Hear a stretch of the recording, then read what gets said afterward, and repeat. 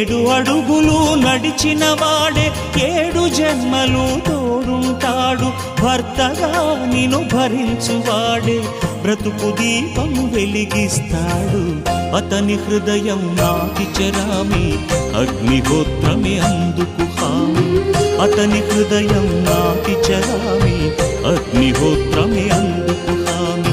తెంచుకుంటే తెగిపోతుందా దేవుడు వేసిన బంధం? తెలుసుకో నీ జీవిత గమ్యం, పెంచుకోమానుబంధం.